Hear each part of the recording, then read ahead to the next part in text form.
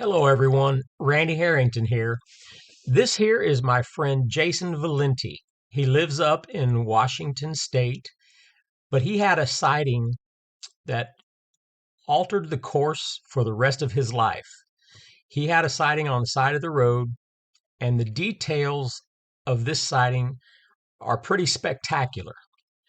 I challenge you to go back and listen to my Chickasaw Park encounter story when I talk about the small one jumping across the road with its knees up to its chin, up to its chest. He, Jason is going to describe an adult female possibly jumping in the same manner. When we start to see patterns develop, then we can start figuring things out. At least that's my beliefs. More than once, more than twice, then we're starting to see a behavior that's probably species wide. So I hope you enjoy this, and don't forget to hit the subscribe and like button. That's always important. It's easy to do, and it helps me out tremendously. Thank you. You can even share the video. It would even help more if you shared it. Thank you. Hey, Jason, how you doing? I'm doing good. So you're about to be a two-time grandpa now, aren't you? Yeah, How awesome is that? I am. It's weird. Yeah, Yeah, it's you wake up one day and we're old. it's yeah, that's exactly what it feels like. Hmm.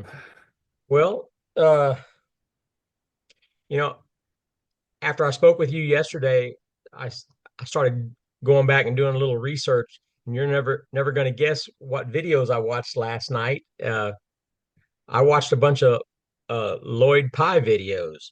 Did you? Yeah, So that's certainly going to have to be one of our topics of discussion yeah, today. absolutely. I'd like to. I mean, I know you've been out of the game for a little while, and all of our windows are real limited. When it comes to Bigfooting, uh, and I see my door probably starting to close at this point. I'm almost 60, and it's just something that you're just not going to do forever. Uh, Mhm. so that's why I enjoy these conversations. And last time you and I saw each other in person. I think it was 2017 or 2018. I was actually standing on your porch up Yeah. there in Bellingham, and you sent me to a place over by Mount Baker, Hmm. to do some research, and I did have a little success over there. Uh, but yeah, what I, if you would tell everybody who you are, how you got in this game, where you're located, and just from the very beginning. Sure. Love to. Um, so I mainly grew up in Florida, even though I was born in a different state. Zigzagged around and pretty much landed in Florida when I was about 7. And so my experience that I had in 1996 was actually in the Panhandle of Florida, and that event precipitated a series of experiences that would lead me up to the Pacific Northwest, eventually to do research because I became obsessed with it after I had had my sighting. So I wasn't into this topic at all. I didn't know anything about it. Growing up in the Tampa Bay area, I wasn't really exposed to the topic, didn't know what they were called. And it just so happens that I had my encounter completely, arbitrary. I wasn't out trying to do any kind of research or looking for it. Can I It ask kind you of, how old you were in yeah, 1996? yeah, I was 25. It was in the spring, and I was giving a hand at network marketing, which is kind of funny that's part of the story. What I was doing is I was actually with a, a colleague, and we were doing this company called Equinox, network marketing company. And so Dennis was the guy that had saw the creature with me, and we had drove from where we lived approximately, in the Tampa Bay area. I lived in Pinellas County, specifically Largo, and Dennis was, I think he was in, it was north of me about, I don't know, 15, 20 miles. But we had to drive all the way from there to Pensacola, which is like an 8-hour drive. We were all young. We were like in our early 20s. I was probably the oldest, so I was 25. I think Dennis was 23 for the east. And so we're driving on I-10, and I-10 went from Pensacola past Tallahassee. And as you can see, I-10 on your map goes all the way pretty much to Live Oak, and then you can go south on 75. And so it was a 4 a.m. and we thought, well, if we can jump to one of the US highways like US 19 from Tallahassee, I don't know, can you see Perry to the southeast? We were trying to go that way. But what wound up happening is at about 4 a.m. we pulled into Tallahassee, and I spoke to, I think it was a police officer at a convenient mart, and he gave me directions, told me how to go. And of course, this is before phones. We didn't have any of these Google Maps back then, and I didn't have a map on me, and uh, and so he told me what to do, and there was all kinds of construction work, and I took the wrong road. So if you look at Tallahassee, see where it says Woodinville, and then below that Crawfordville. Yeah, that's the road I think I was on. I think I was on that road. And if you zoom in, it looks like it's all been very built up in the last 25, 30 years. It wasn't as There wasn't as many homes there. It was because I remember from the time that we left the bypass in Tallahassee until we got to the road, which I think was 98. Yeah, from 319. I don't remember seeing any I don't remember seeing any driveways. I don't really remember seeing too much of anything except forest for about 40 miles. And so at about it's about 15 minutes into the drive just outside of Tallahassee. Um, I remember that the radio stations, you couldn't hear them anymore. And they just started like phasing in and out. It's that point where you're just getting irritated. So I reached down, I turned off the radio, and after a few moments, I noticed something was on the side of the road ahead of us.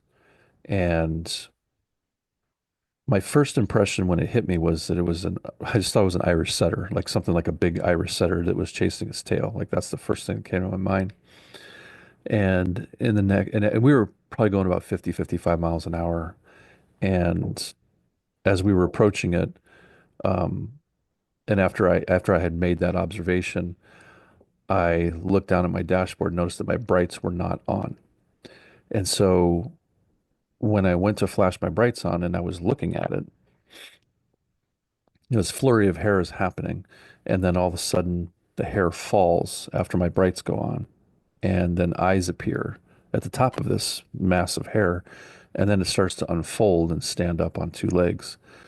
And that's when I hit the brakes. I was like, "Oh my God!" I remember in my peripheral vision, I remember seeing Dennis's head, and we both did the same thing. We kind of like we just backed up like that. And I remember seeing him have the same reaction, and it was like all of a sudden, right when I knew that I was looking at something, it was like there was like this, as I recall it, it's like time dilation. It just everything slows down, and I just remember. Uh, I mean, I was like I was unconsciously. Uh, I put it in neutral. I started covering my brake because I'm like, is this thing going to move onto the road? Because I was watching my brain trying to catalog or define what I was looking at. And all this is happening so fast. It's like within 7 seconds, 5 to 7 seconds, I'm coming at this thing, braking hard. And I remember just, turning my head and looking at it as we're driving by, because I'm driving.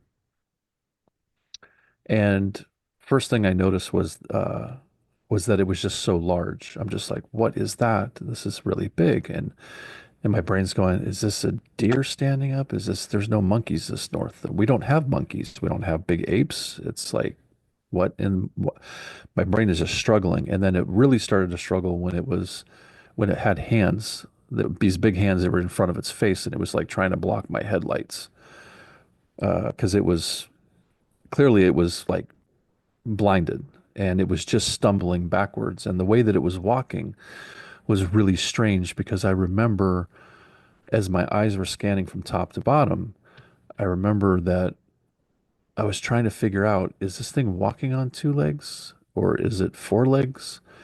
And just really trying to see and get a very clear image of what am I looking at. And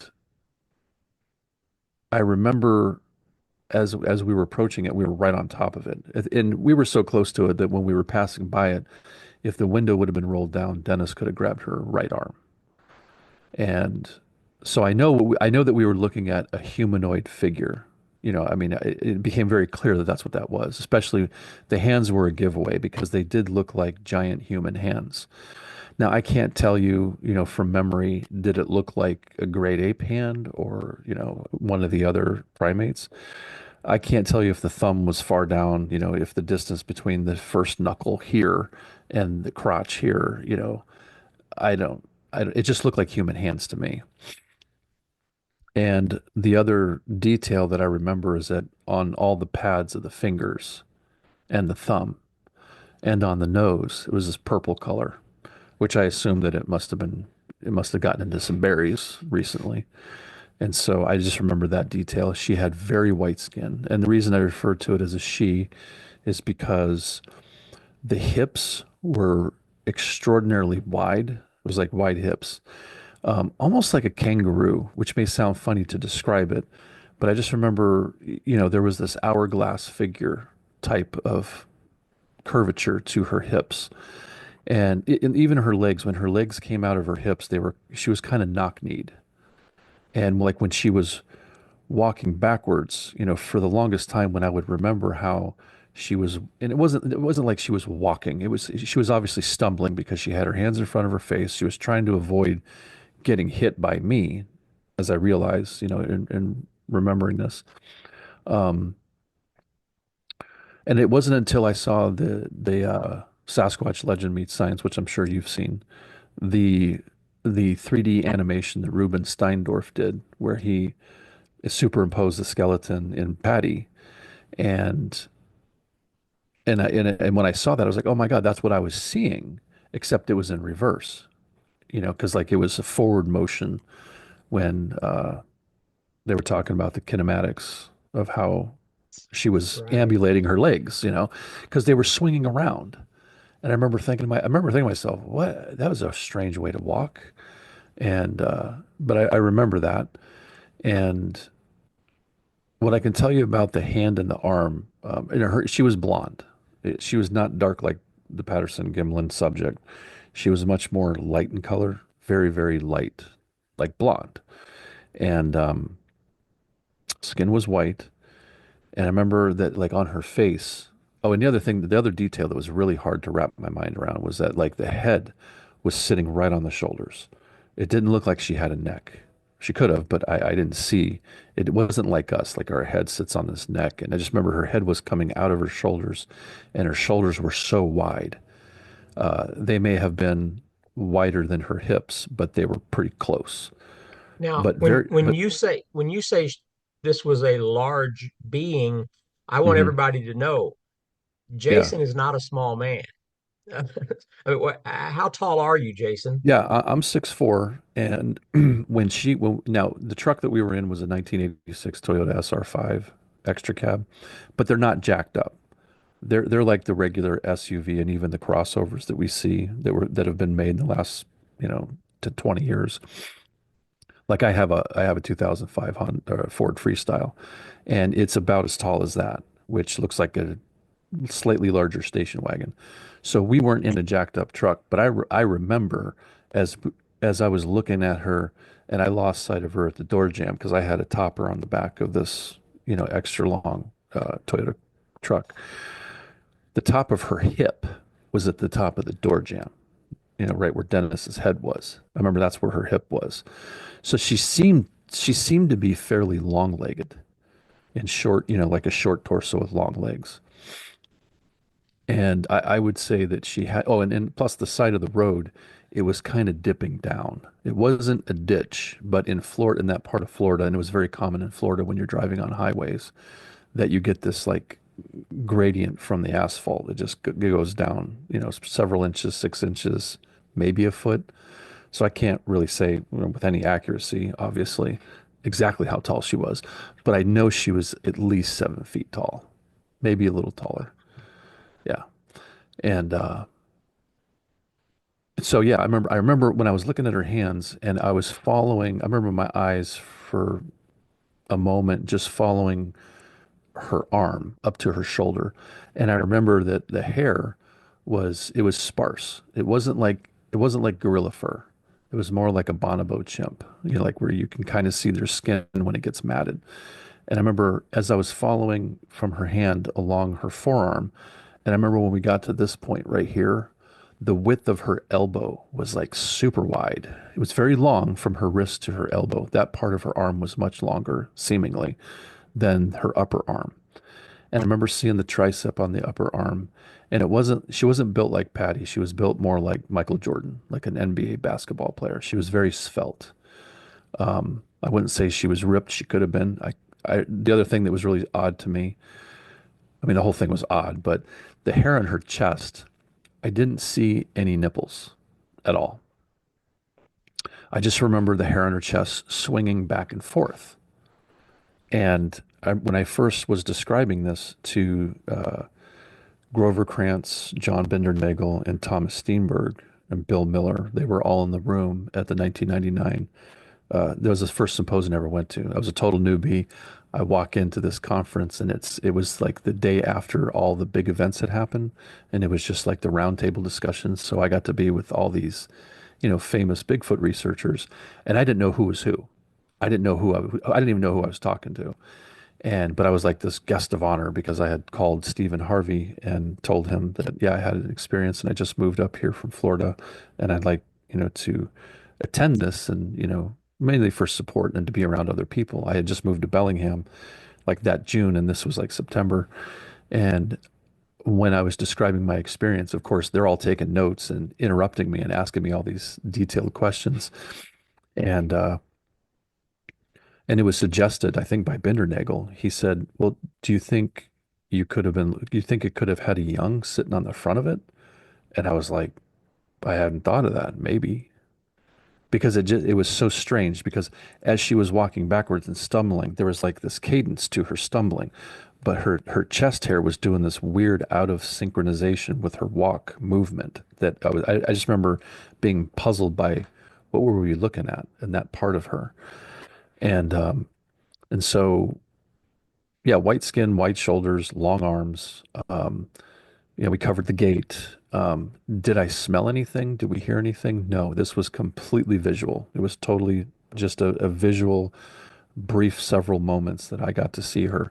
Now, the interesting thing about this is that I, coming from a strong religious background, I went to Oral Roberts, studied to be a minister, went to two different Bible colleges, grew up in church. My mom was Pentecostal charismatic. My dad is Catholic. And so I had no framework for this. As far as I was concerned, the Earth was only 6,000 years old, and there was no such thing as Sasquatch. I had no frame of reference for what I was looking at. So I didn't know what happened. I had no idea what was going on, what I was looking at, and so the reason it's important to say that is because I had no fear. Like I was so blown away by what I had just witnessed that I needed to see this thing again. That's all I could think about. So right when I lose sight of her, I'm like, okay, I'm pulling the emergency brake. I gotta make sure it's in neutral. It's like coming to a stop. And so in the amount of time it took for us to stop and for me to try to get out of the truck, in that amount of time, Dennis had put his hands on the side glass of the door and he was looking back at her. And the funny thing is, he didn't tell me what he saw until a year went by. And the reason is because Dennis owed me like 400 bucks, because I was fronting him some money to get some product, which is what most MLMs will tell you to do. And so He was avoiding me after we had had that experience that night. I didn't care. I just wanted to talk to him. And so he never returned my phone calls after that night. And so I'm pulling the emergency brake, stop and make sure the car's not going to roll. I'm opening the door, I'm taking my seatbelt off, and I got my left foot hitting the pavement and I'm pulling myself out of the truck. So now we'll go back to what Dennis is experiencing. So Dennis has got his hands on the window, and he's looking back at the creature. And and let me finish the story. So I didn't see him from that night until almost a year later when I started to like question, did this really happen to me? Because I couldn't get a hold of him. He was avoiding me. And for some reason, about a year later, I was in Dunedin. Wasn't there. It was totally unplanned. It was a very strange synchronistic experience because I wound up going into like a CVS or Walgreens to go get something with the girl. I'd gotten a new relationship since this experience, and so I had a new girlfriend, and I walk into this store, and I just pan to my right, and I see Dennis standing in line, and I just bolted. I started running, and I ran up to him, and he's just looking at me with his eyes all big. He's like, "Dude, I'm so sorry about the money," and I said, "I don't care about the money." And so my girlfriend stayed with me, and I said, "You come out in the parking lot right now, and you tell her what happened to us that night."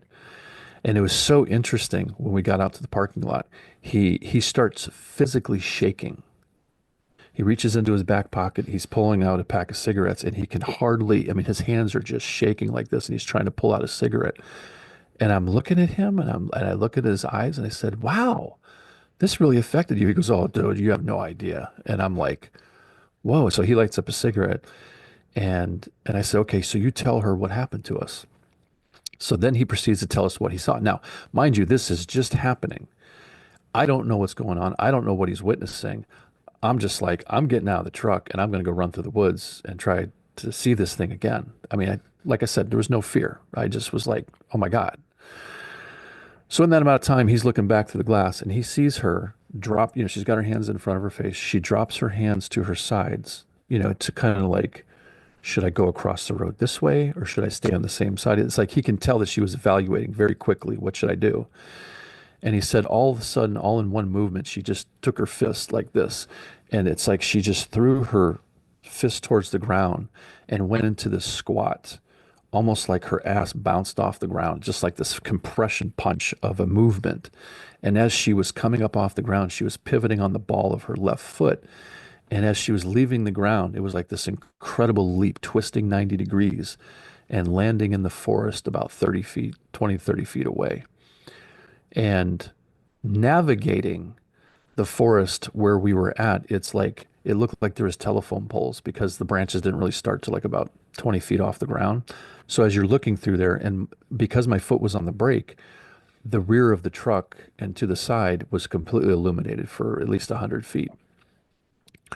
So he sees her do this movement, and as she's landing, she's in a stride. She didn't have to, you know, and absorb the weight of her impact. It was like she was so built to do this maneuver that as she was landing, she was already running and tearing through this. And the whole forest floor was covered with these like 8-inch tall fibrous stumps with these fronds that come out of the top of them. And she's tearing through that at speeds that Dennis said no less than 35 miles an hour, probably approaching 50. She does, and she disappears into the black of night. I mean, just like all in this really quick, just like gone.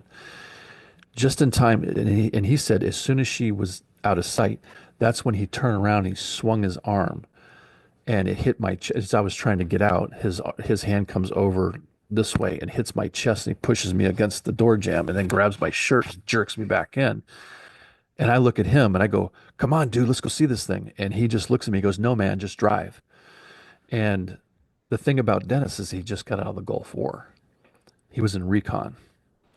So he immediately just went into like, it was like a post-traumatic stress response. He just went, oh my God. So when he was talking to me in the parking lot with the two girls, he was like, if I would have let you out of that truck and that thing got a hold of you, there was it would have killed you like within a second. There's no way you could have defended yourself. And I was like, oh, interesting, because I didn't feel any fear. I just wanted to see it because I was so my belief system was so challenged that all I could think about was that can't be real. That doesn't fit in anything that I know. So I, what is this? I hate to interject with something about myself, but I do want to say this. We all come into this with a lot of preconceived Hmm. whatever our experiences are, our family upbringing, and all that thing. And I too, heavy religious background growing up, Bible studies on Wednesday nights and on the Yep. weekends, and church and holy days and all that stuff. And Yep. my parents are from Deep Hills, Arkansas. Yeah. Buckle the Bible belt. Low education, and all along for my sister, everybody, Hmm. I'm dealing. They think I'm dealing with demons. Yeah. Bigfoots are demons. Yep. So, That's exactly what I was told because I went to church for support. And the reaction was is that the pastor said, Brother Jason, we just need to lay hands on you and plead the blood of Jesus and cast the demons out. And I just looked at them like, no, that's not what this was. This was a flesh and blood thing. ladies and gentlemen, this is me, Randy, and I want to interject into the conversation at this point that I have two videos out. One is called The Family Farm Bigfoot Activity, and the other one is Mrs. Scarborough's own words about Bigfoot on the farm. It's two different videos about the same farm incident, and they too took their concerns to their minister at their church and was looking for answers, and they were completely disillusioned with their minister's response. So you might want to check that out. And why is it here? And why are we living at the same time? Because I had to, I was questioning evolution. I was like, did I see the missing link? I mean, I thought that those were appropriate questions based on my experience. And I'm like, I need answers. And I just remember, having that conversation. And I grew up in a church with like 500 people. They were all family. And almost every single one of them just was like, I can't talk to you about this. And Amazing. I lost everybody. Like I could not communicate with anybody that I grew up with in church. So I had to reconstruct my belief system, from that moment forward. And, speaking of impact, like what this can do for people, when you have this kind of an experience, I couldn't stop my mind from replaying that sequence of events. It took 2 weeks for it to start to slow down. I remember going to work the next day, and I was sitting at the bench and I just kept playing, because we had a family business and my father started this X-ray company. So my brother and I, Justin, we were doing the biomedical equipment repair for portable, for all the people driving around these little vans, taking X-rays of people in their homes. And so, we were repairing all the different things that you repair for that kind of stuff. And I just would be sitting there at my bench, with the soldering iron going, trying to work, and I can't stop seeing it. And I would just break down and cry. And then Justin would turn and say, Jay, what's wrong? And I would be like, and I would describe the whole thing. And I said, I saw this thing and it was big and hairy and it was, and it's like, but it's important. I don't know why it's important. And he'd be like, I don't know what to tell you. I'm sorry you're troubled by this. And of course, when I told my dad about it, he was like, oh, for God's sakes, were you smoking something? And I'm like, no, I don't even know what pot smells like. I don't even know. I don't take drugs. I just. And so Is my there dad had, do you think there's a chance that uh, the way you described your response 2 weeks later, still, do you think it could have been a more of a diluted version of a PTSD? oh, absolutely. No, I was definitely, yeah, because I had the experience and to me, it was real. This was a flesh and this was something that was real. And I can't reconcile what I experienced because it was large and it was bipedal. I know it wasn't a gorilla because it wasn't built like a gorilla. It was differently, because like a gorilla would be more hunched over. It would have really short legs. This thing had long legs and it was built totally differently. And it was moving on two legs.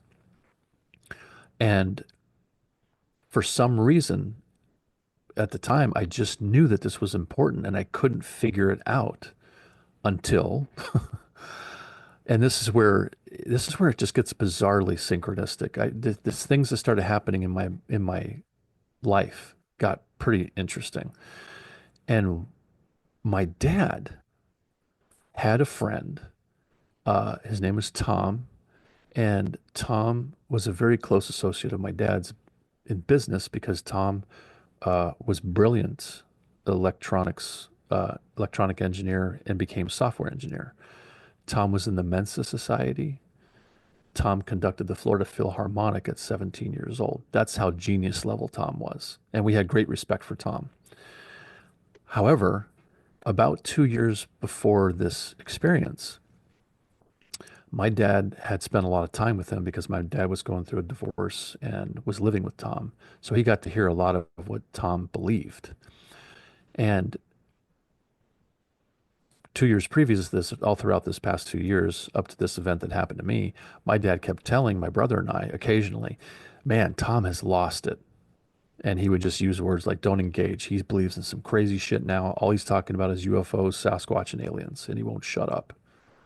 And I just remember being, well, that's interesting. But I didn't think anything of it. I was just like, that's weird. Because I was religious. I was like, oh, that's weird. And so about a couple weeks into this, as I was starting to feel like I was going mad, I was like, and I went to church, no support. And I'm like, I don't know where to go with this. Maybe I should talk to Tom. So I called up Tom and I said, I really need somebody to talk to.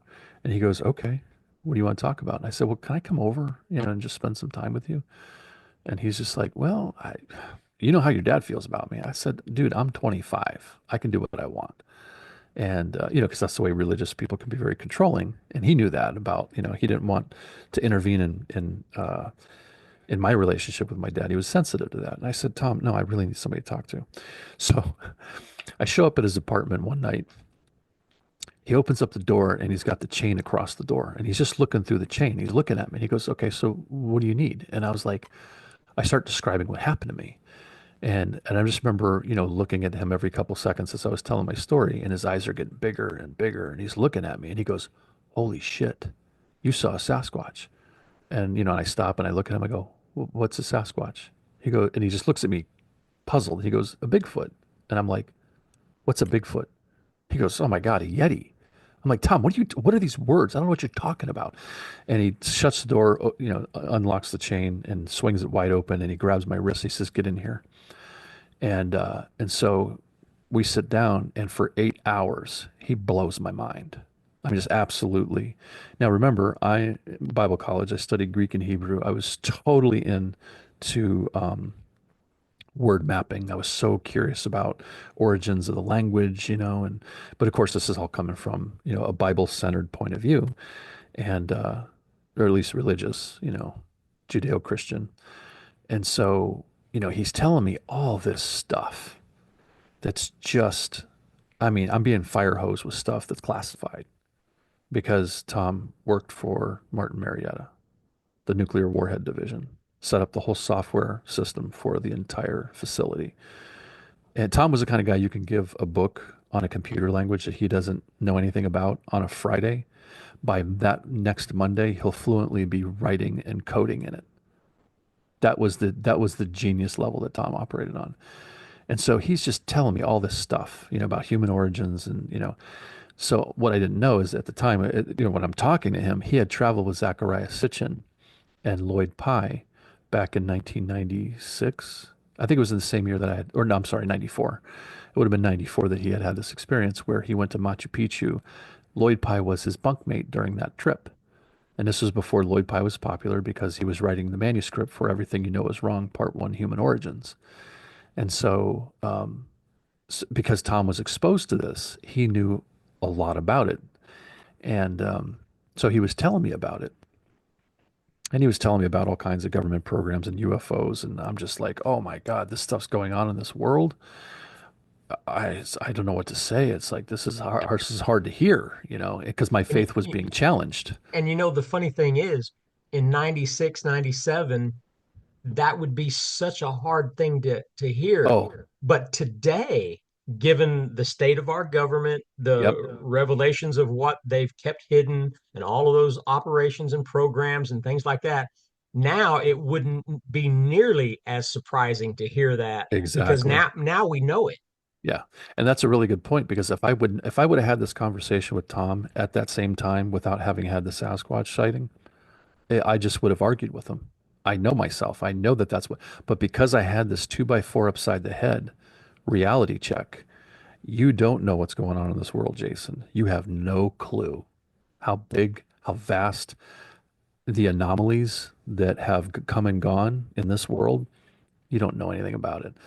And so I just remember just having this very strange, it was like having a meltdown and an epiphany at the same time. This very mixed emotion that day that I spent with Tom. And I left his home like it was late into the night. And and I think I got home like around between 10 o'clock and midnight. But this is what Tom did. He said, he walks over across his room and he grabs the book, The 12th Planet by Zecharia Sitchin. And he hands it to him and he goes, with your background and what just happened to you, I think you really need to read this book. And I was like, okay, well, I trust that that's probably a good idea coming from you. Randy, I got home and I started reading that. And I was walking around the house with that book open, just reading it out loud. And I read through the whole thing. I started it and I finished it by the time the sun was up. I could not stop because I was a scholar. And what Sitchin was talking, the Bible made sense for the first time.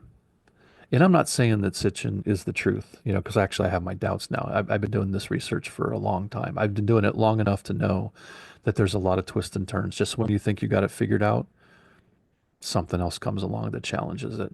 I mean, clearly in a way that you have to take pause and say, well, back to the drawing board. And, but at the time, it's exactly what I needed to, it was an impetus for me to say, I need to look into this more. And obviously, I'm young. I'm in really good shape. I love to hike. I've always wanted to go out west. I'm like, I got to go up to, I got to go somewhere where this is more widely accepted. And so my girlfriend at the time was like, well, let's move up to like Bellingham. She did a bunch of research. And so I moved up in 1999.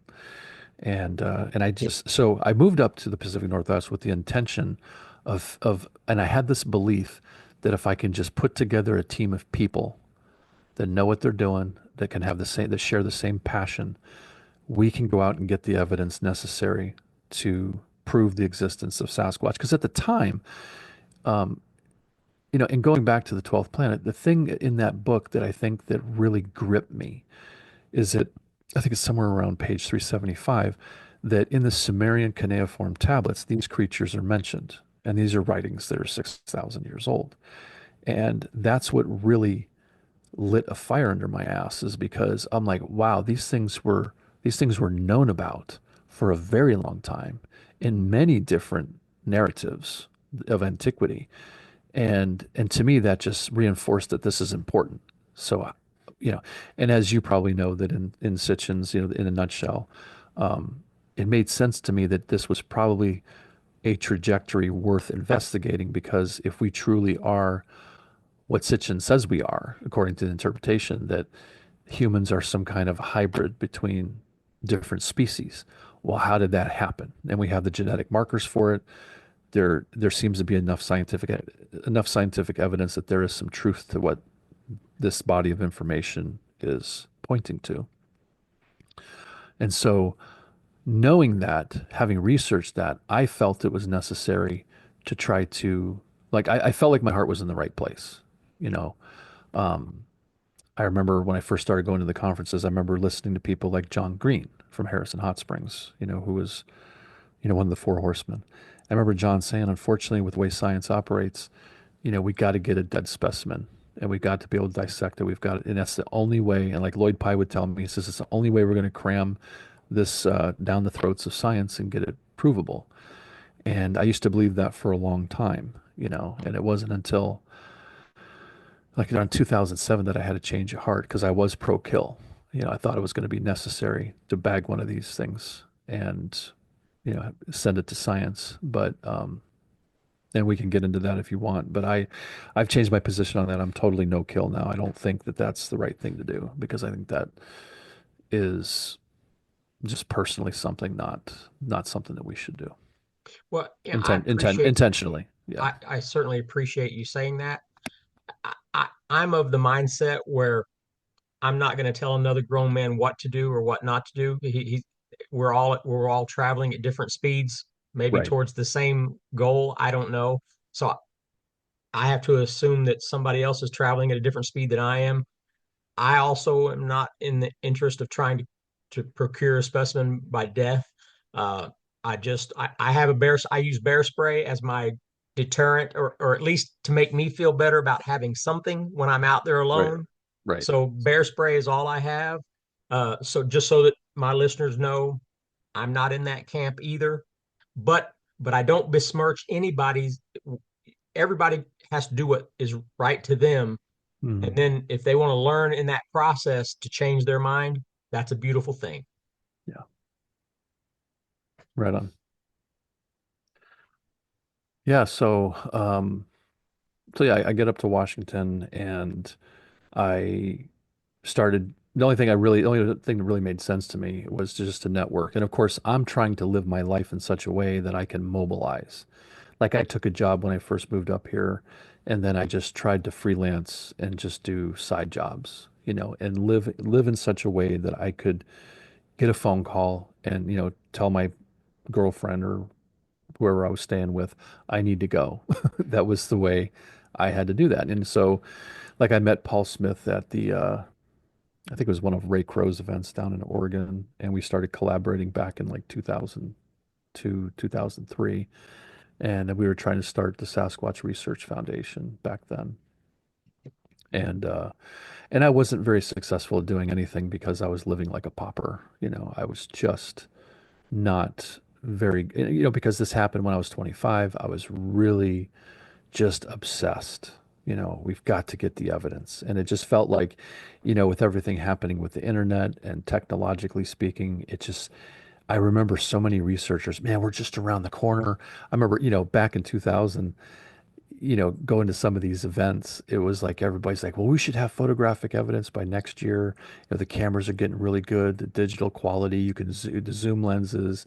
We started hearing about dirigibles, and people are just saying, we got all this technology, we should be able to get some more evidence. We should be able to get something better than the Patterson-Gimlin film. And so I remember just riding this wave for years. It's like it was so exciting in the early 2000s, because we're just riding this new wave of technology and the internet, and so many things are being rapidly developed. And so I did have some speed bumps in my journey. As you know, I did the 2005 Sasquatch Research Conference. Part of the impetus for me to do that was I just remember when I first moved here and I was talking to other researchers about it, because I had gotten so heavily into Sitchin's work via Lloyd Pye. Even though I was given that book, I had the opportunity to meet Lloyd Pye for the first time because Tom was his roommate, and Lloyd had just finished editing the manuscript for the book. And Tom had scheduled him to come down and give a presentation to this New Age bookstore back in 1997. And so by this time, I was living with Tom. I became his roommate. And he said to me, he goes, yep, that's it. He said, And I want everybody that's watching or listening to this, you need to get this book. There's a lot yes, of information in here that will blow your mind. yep, for sure. Yeah, and I was privileged enough to meet him just as he came down from he went and saw the editors in New York City, and then had come down like within a few days, and then gave this presentation, which Tom purposefully, connected us. And I remember meeting Lloyd for the first time, and he's like, "Okay, we got this presentation to do," and he hands me the manuscript, and we had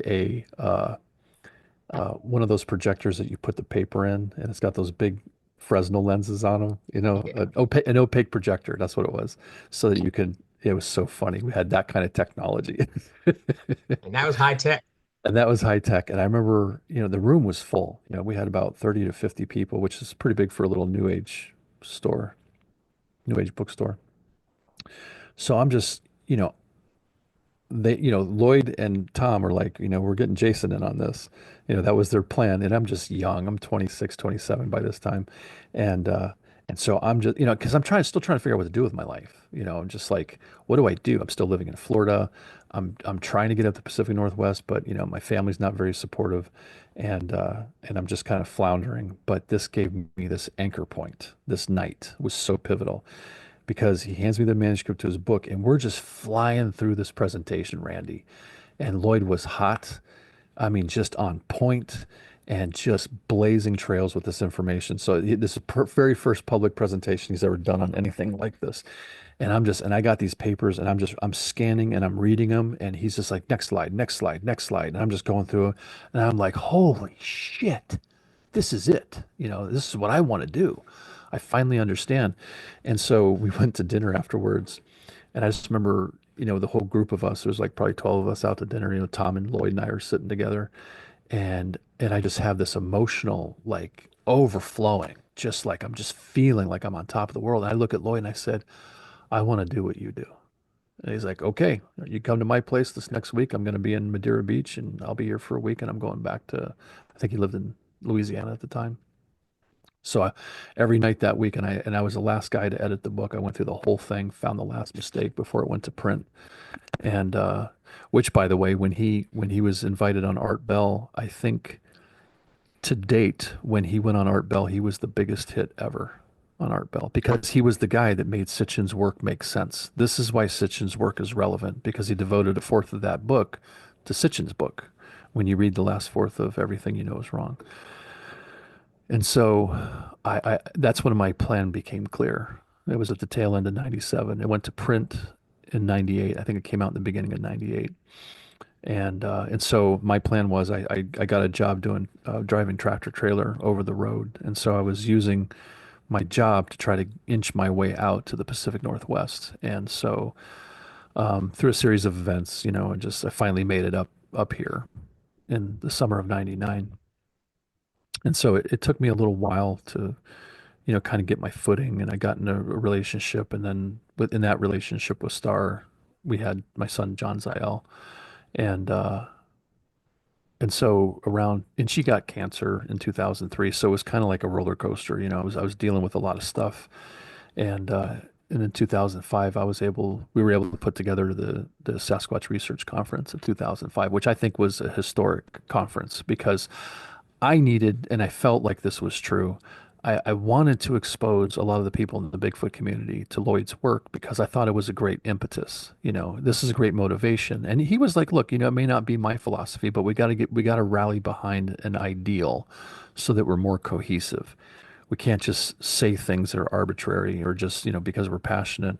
We need to get some scientific evidence. And so I thought that he was a really great person to connect with in that regard and a good leader in that way.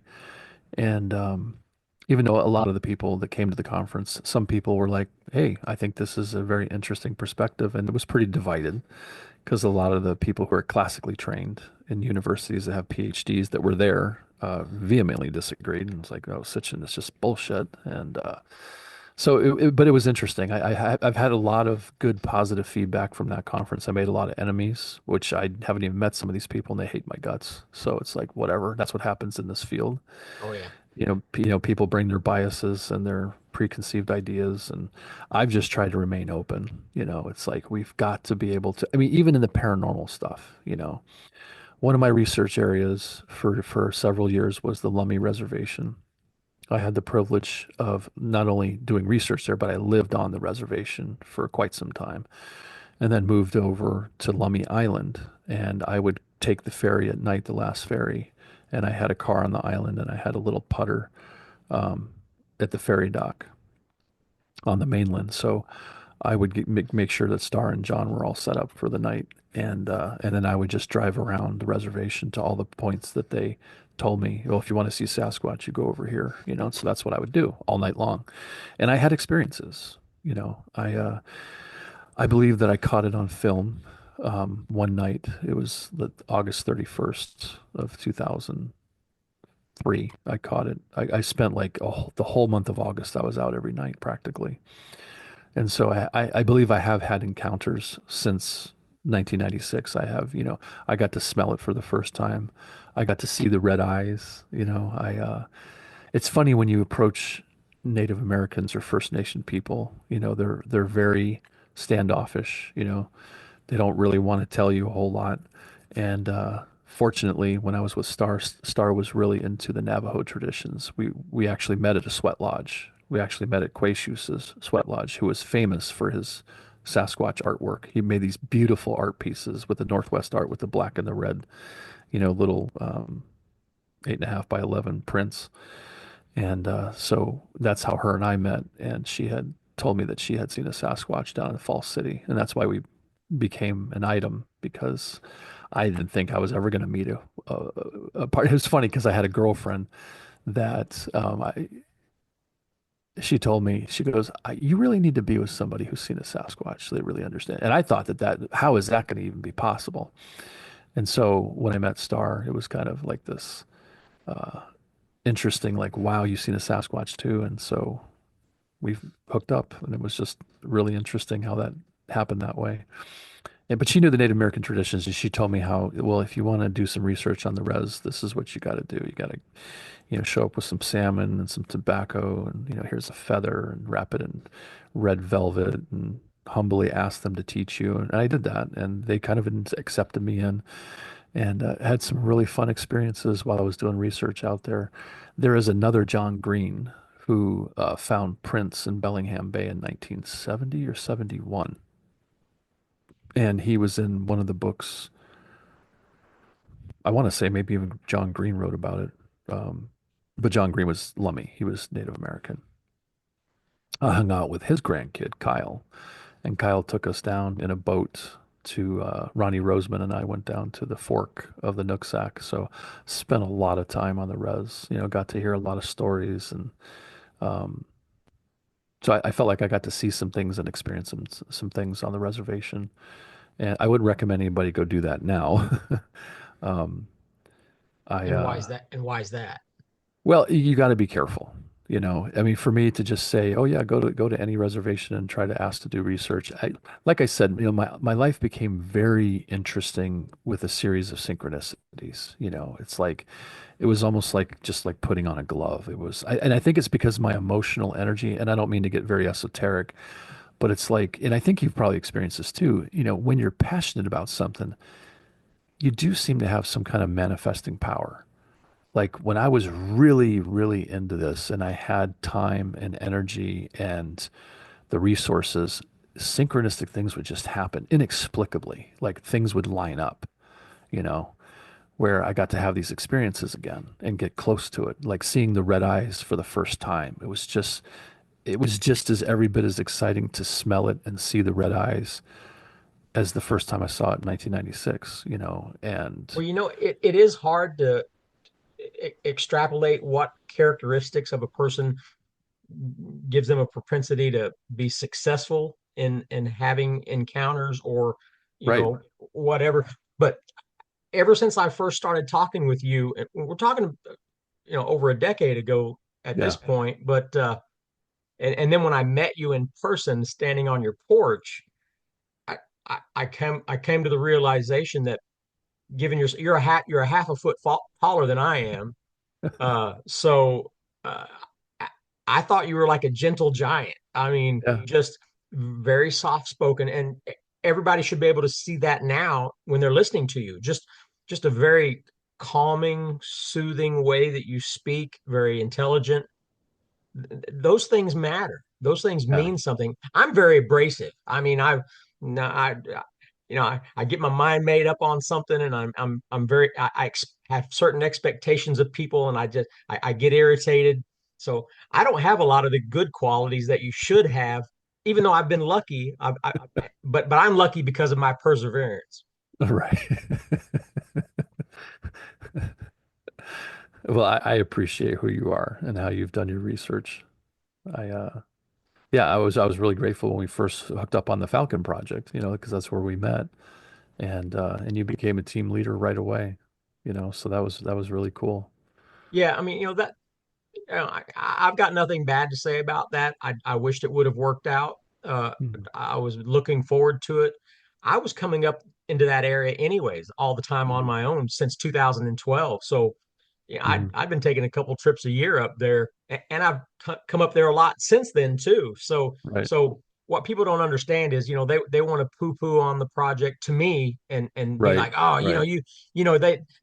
somebody really screwed you, Randy. You got screwed. I said, no, I wasn't screwed because I was going up there anyways. Yeah. It was just a pit stop that didn't work out, but I was going to be there anyways. So I don't look at it as such a bad thing. I met some interesting people. I enjoyed my time out in the woods camping, which I always do. And Right. for me, I'm just trying to collect some good technical equipment like thermal drones and things like that. And and and now that I'm hearing you talk, I'm like, man, why didn't I hook up with you sooner and get out on that reservation with my thermal drone? Yeah. Well, and you bring up an important point. It's like, as much as I was obsessed about going out there to try to get evidence, I love being out in nature. And I think that the important thing that you have to always, I think it's important to operate in the idea of I'm out here because I love nature. I love being part of this creation, whatever you want to call it. And, just to have fun. And I've always maintained that because I'm a big student of psychology, and I have noticed that through the years, people who have gotten into this field, because I'm very interested in the psychology of the mind as we perceive reality. To me, that was always an important thing in this field because I was so deeply affected by it. Why am I so deeply affected by it? Why are others affected the way that they're affected? It's important to always keep that, I think, in the front and center of our mind because I've seen people lose their mind in this field. I've seen other researchers who I believe have had legitimate experiences not have them again. And towards the end of their life, they started to go kind of crazy to the point where I think some other people in the field have actually went out and made false footprints, just to get attention because it's just, this whole area of research it's not for somebody with a weak mind. You have to have strong mental fortitude to be able to protect your mind from what all this means because it is a deep and far and wide rabbit hole, as I've come to learn. So the difference between you and your buddy in your truck is the Hmm. way you were ready to get out and Yeah, see and what he it was was up close. terrified. And Yeah. yeah, two different perspectives Yep. of the same incident. Yep. Yeah. Yeah, and I think that's important to recognize that everybody's going to experience it totally differently. Like we can't just. I know a lot of people. I've noticed recently, and I think the internet has had a lot to do with this, that there seems to be. I would say that there's more people that believe that Bigfoot is purely um, a psychic phenomenon, like a interdimensional creature. And it very well may be, but I mean, the one thing I have to stick to is like, yeah, but we have their bones. It's like, so if you're going to tell me that this is completely a interdimensional or psychic phenomenon, I have to account for the bones, so this is a flesh and blood creature. Now, does that mean that there can't be advanced civilizations that are abducting them and doing all kinds of stuff that we don't know about? Yeah, probably. But my first go-to is always, what is this thing capable of? We haven't even seen it. We haven't even observed it and filmed it and studied it in its natural environment and what it's physically capable of doing. Well, Just like when you were talking to your friend and he was telling you that he could tell the creature was having to make a split decision on whether to cross the Mhm. road at that point or go Yep, back in the yep, other direction. So he could tell by its mannerisms and hmm, behaviors that it was thought processing, what's my best option? And I yeah, need to pick my best option. right, I explained that, Shane approaching that little one in the field, of me watching it with a thermal camera as he's walking out there. He didn't have a thermal camera. I did. So I was able to right, watch it as I was directing him where to go out there. And I was watching its behavior. And when he was walking towards it, and it was laying in the grass like this, and it was trying to stay down, but as he was coming towards it, all of a sudden it knew this guy is heading in my direction at midnight or later, pitch dark, and he's coming towards me. So its head comes up, and you can see it like uh-oh, he's coming this way. And I could see just by Hmm. the maneuvers that it was trying to think, what do I do? What do I do? What do I do? And it's almost like I saw it by its mannerisms make the decision as close as Shane was getting to go ahead and just lay prone face down and hope that he would walk on by. Right. But at some point it thought if it gets up and runs, he's going to get seen. Hmm. But if he lays there, there's still a chance that he'll walk on by. That's what I feel like it made the decision. Yeah. Yeah. Yeah. I mean, these things are flesh and blood. I mean, can there be interdimensional ones? Sure, there can be. But like my experience was very physically grounded, you know. And people like, well, yeah, but you see these tracks in the snow and they just disappear. It's like, okay, well, they can jump really far, Yeah, you just talked you about know? one jumping 30 or 40 feet. Yeah. Yeah. And the one researcher that I hung out a lot with years and years ago was Bill Miller. He was saying that him and another researcher were up in Sasquatch Provincial Park up in Harrison Hot Springs, and they watched one climb a rock face. It was straight vertical, and it was scaling this rock face, climbing sheer vertical, moving about as fast as a man could jog. Wow. And by the time Bill was able to get out of the Jeep, because they were on a logging road and they were looking across, because the logging road was swinging around this mountain so they could see it. By the time he parked the Jeep, could get out, open up the back door, grab the camera. It wasn't a digital camera, it was like, regular optical. By the time he could snap pictures, it had already climbed like 50 yards up to the top of the mountain, got up to the top, and then started walking into the forest and only got a picture from it behind. And it looks just like a big stump. And in the next picture, that stump is not there. So there's things that these things are physically capable of. And that's what Lloyd Pye always pointed out. He says, no, these things are pound for pound. They're extraordinarily capable of living in this environment more than we are, physically capable. I remember one time I saw a pet monkey get loose in a gym back in like 1980. It was like 1987, 88. I was working out at this gym. Some famous bodybuilders were, because I was lived in Florida. Hulk Hogan was there and all these guys in the WWF. They tried to recruit me. But I remember seeing this pet monkey. It was like, I mean, it was only like 7 inches tall, and it got loose, and it was jumping from the squat racks and the Smith's machine. They were just, it was, by the time the guy got a hold of it, he was like the world bench press record for his weight class. He wrapped his arms around the torso. It was holding on to a greased pole. Its arms were no bigger than my pinky, and he couldn't pull it off. The thing was so damn strong. And we're talking about a monkey this big, and I think that's the thing that people don't understand. No, you don't understand how strong these things are. I mean, just when you think you can wrap your mind around it, they can do something that, like I've interviewed people that have been on logging crews, and it's like, no, this, we don't know if it was one of them or a couple of them, but it tipped over a D5 Caterpillar. What? Like that? Holy God, that's strong. I Wow. can't I can't fathom that tipping over a D5 Caterpillar with your Man bare alive. hands. Yeah. So my go-to is, well, what are they physically capable of doing? Just like with the night vision.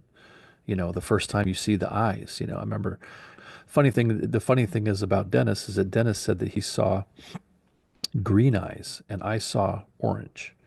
Well, if you look at particular animals in the dark, all you got to do is move your head a little bit in one direction and it goes from green to orange because it depends on how the rods and cones are being hit by light and where your perspective is. Well, when we were coming up on it, we saw it, it Okay. had that glow, that classic glow to the eyes, like Okay. an animal. We don't, but they do. And so when the lummies told me like, oh, that it could be pitch black and you'll see their eyes. And I just remember completely being dismissive. And then I saw it and it's impressive. It's like these things seem to have, at least the ones up in this region, have built-in night vision. Some researchers I've talked to, it's like, well, I think in the Pacific Northwest, if they eat skunk cabbage, it's really high in a particular type of mineral that can cause the sclera, like the whites of their eyes I mean, and it was bright, Randy. I mean, it's like when you see it in the dead of night and you see these bright eyes and you're like, what? That's humbling. It's like for some reason in the Pacific Northwest, you get this phenomenon. And I don't know if it's unique to the species of Sasquatch that live up here. I can't say that the one that I saw had it because my lights were on its eyes. Dennis doesn't remember seeing it in the dark, its eye shine because it was kind of had its back to it and it was looking at it in an oblique angle. But, it's like stuff like that that's really fascinating. And the other thing that they told me that I had a hard time believing is they said, well, their hair is really weird. It's like it absorbs light. And I'm like, what do you mean? He says, like, you can be looking at it, but it's almost like you look past it. And I had one cross in front of me one time, right by the Nooksack Bridge, and I couldn't quite tell what I was looking at until my eyes went to the top, and then I saw the eye shine from my headlights about 10 feet off the ground. And because everybody in that town or in the reservation, I said, yeah, there's a real skinny 10-footer. And I was like, wow, what they were saying was true. I experienced it. But it's hard to wrap your mind around some of these things that you're being told because you have no Wow. frame of reference for it. So what are your goals from this point forward? Well, Just an experience, just looking for experience I at this I st point? I still would like to put together a project where we could use an airship. I still haven't given up on the idea of that. Obviously, the painful learning lesson is from what we experienced with the Falcon project is because I had partners who were decision makers. I now know going into this thing, going into another project, I would have it much more organized, and I probably would have more control, for myself. I don't think I would want to, well, I definitely don't want to repeat what you and I experienced before. Sure. So, a very sophisticated webcam technology like Cam Tracker, kind of like the stuff that William Draginis was doing. I haven't given up on that. I know that you got to conceal the electronics because they can hear the capacitors. We've learned that. So, we got to get really good at concealing the technology if we're going to use it. I still think the airship is a great idea. Maybe now that all these years have gone by, maybe there's more lightweight, longer range, completely electrical driven craft UAVs that we can utilize, possibly. I still would like to get photographic evidence. I think Well, that I would would be really think cool.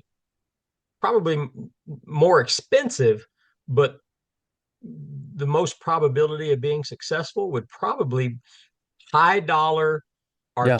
articulating thermal cameras on the Yep. top of power line right of ways in the towers that are in the power line right of ways with an agreement with the power companies, to install them on the what they've already got set up.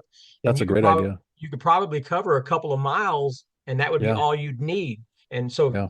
so if you get one of those cameras on the top of a ridge that can look down on both, down through those and cover a couple of miles, long term, I would think that for the cost of the cameras would be the biggest expense. But once that's done, I think that would probably be your biggest chance of success Yeah. No, that's a fantastic idea. because Yeah. they're already electrical, you Right. know. Right. Yeah, for sure. Yeah, I think something like that, just using more of our intellect to come up with a way to set up something that can capture them in their environment. Like obviously power lines. I mean, I know this because I've lived up here long enough and we have these huge power lines that travel and cut through the forests up here. And then you see game trails all the time. That lots of animals travel those power lines. So Yeah. that's a fantastic idea. And So I would like what's your age, buddy? If you don't mind me asking, right now, are you Ja 55, at the end of January, I'll be 54. 54? Yeah. Well, you and I've known each other at least 10 years now, and I'm no spring chicken, but Hmm. we really need to get together because our time is running out. Hmm. And I enjoy your company. I enjoy your conversation. I think I absorb some of your intelligence by just chatting with you. Well, thank Uh, you. so I don't want to. let too many more revolutions around the sun take place without hooking up with you at some point. Maybe, Sure.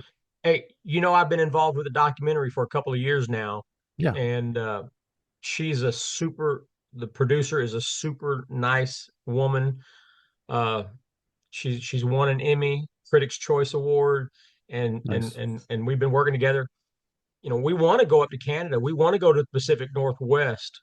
Would you be open to joining us and doing something just for, a week or so somewhere? I'd love to go up to Harrison Lake, you know, Yeah. uh, Yeah. and just film and use Hmm. the thermal drone and go out with our thermal cameras and just enjoy what we've been enjoyed our whole lives in this process is just looking for them.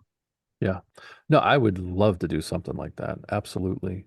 I'm a little bit challenged because my partner had a stroke in August. I'm It's been her third sorry. stroke. So I'm her caregiver full time.